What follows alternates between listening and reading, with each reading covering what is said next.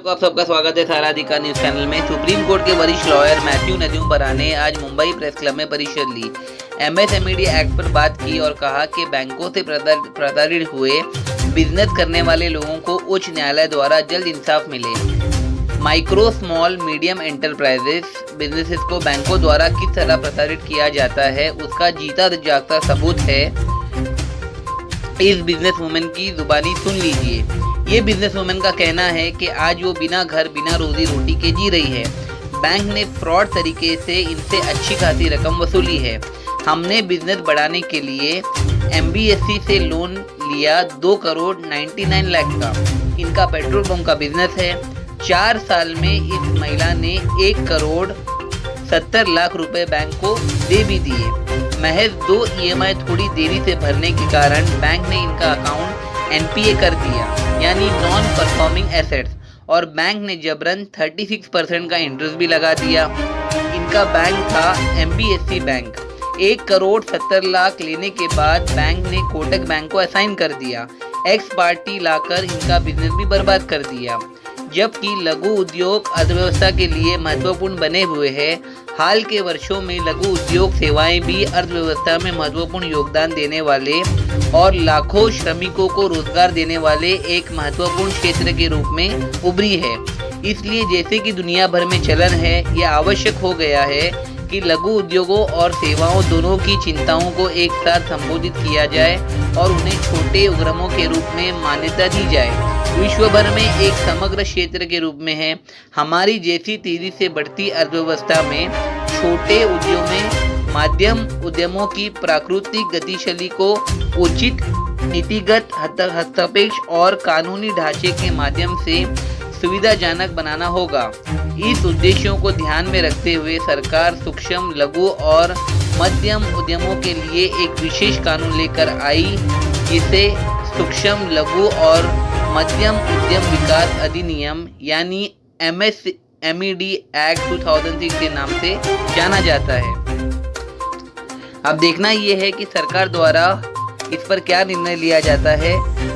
देश और दुनिया की तमाम खबरों के लिए देखते रहिए सहारा अधिकार। नमस्कार दोस्तों, मैं आशीष शर्मा, सहारा अधिकार न्यूज चैनल में आपका स्वागत है।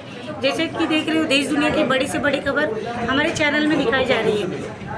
बैंक किस तरह लोगों को ठगी करती है, ऐसे कुछ केसेस हमारे सामने आए हैं। मैडम नमस्कार, आपका शुभ नाम क्या है, पहले ये बताइए। नमस्कार मैम, मेरा नाम है साधना। किस तरह की चोट आपको बैंक ने दी है, वो हमारी जनता को बताइए। मैम, चोट तो मुझे बहुत गहरी दी है बैंक ने। कहने का मतलब आज मैं बिना घर बिना रोजी रोटी सारी चीज़ें मेरी बैंक ने ले ली है, वो भी फ्रॉड तरीके से लिए।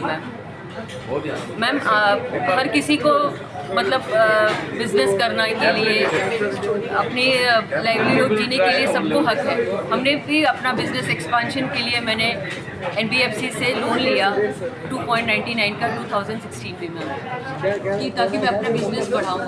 बट यहाँ तो इतना मेरे साथ गलत हो गया मैम कि मैं कुछ मेरा बिजनेस है पेट्रोल पंप का। बैंक का जो घोटाला है कितने करोड़ का है? आपने लोन कितना लिया? मैंने तो लोन लिया था 2 करोड़ 99 लाख का, जिसमें मैंने 4 साल में ही उनको 1 करोड़ 70 लाख का मैं दे चुकी। बट बैंक ने मेरा 2 EMI थोड़ा ऊपर नीचे डेट हुआ तो उन्होंने NPA कर दिया मेरा अकाउंट को। NPA नहीं हो रही थी, 2 अकाउंट 3 में NPA होता है, लेकिन उन्होंने मुझे आर्बिट्रेशन अवार्ड पास करके, आर्बिट्रेशन अवार्ड भी जो उन्होंने मिलिट्री अपॉइंट करके मेरा ना कंसर्ट लिया ना कुछ लिया, उन्होंने पास करके उसमें 36% का डिग्री पास किया और उन्होंने मुझे 36% का इंटरेस्ट लगाया। जैसे कि आपने बताया, ये कौन सी बैंक है जिस बैंक में आपको इस तरह? मैंने जो मेरा ओरिजिनल बैंक था वो था SL फाइनेंस NBFC बैंक था। उसने आर्बिट्रेशन अवार्ड पास करके जो 36% लगा के उन्होंने मेरे से 1 करोड़ 70 लाख का रिकवरी लेके, उसके बाद कोविड में उन्होंने कोटक बैंक को असाइन कर दिया। जैसे कि आपने बताया आपका फ्लैट भी उन लोगों ने अपने कब्जे में किया। आपका बिजनेस भी डूब चुका है। डूब नहीं, बिजनेस मेरा चल रहा था मैं, बट उन्होंने एक्स पार्टी ऑर्डर ला के डीएम से सीएम से ला के उन्होंने मेरा बिजनेस भी ले लिया। फिलहाल ना मेरे पास घर है ना मेरे पास बिजनेस है मेरा। आप सरकार से क्या अप्लाई करना चाहती हो, जनता को क्या कहना चाहती हो? मैं सरकार से यही कहना चाहती हूँ कि आप बात यहाँ अब फीमेल की बात होती है, लेडी एंटरप्रेन्योर की बात होती है। हमारे देश में फीमेल को बढ़ावा दिया जा रहा है। आज लाडली बहन का कई स्कीम निकाली गई है वुमेन्स के बारे में, लोगों के अकाउंट में पैसा जा रहा है फीमेल्स के। यहाँ एक औरत करना चाहती है, हिम्मत से अपना बिजनेस बढ़ाना चाह रही है सब, तो आज मेरा सब कुछ ले लिया गया है। तो मैं सरकार से निवेदन करती हूँ कि इस चीज़ को गंभीरता से सोचे, जिस तरह से मेरे साथ हुआ है और फीमेल के साथ ना हो। और मुझे भी इंसाफ चाहिए, जो बैंक ने मेरे साथ गलत किया। आपके ऊपर जो बैंक ने लाइसेंस लगाया है कितने करोड़ का लगाया है? बैंक ने, सोचिए, बैंक ने NBFC बैंक ने 1 करोड़ कोटक बैंक को 1 करोड़ 48 लाख में दिया। अब मुझसे रिकवरी के लिए 9.5 करोड़ मांग रही है। मैं कहाँ से दूंगी?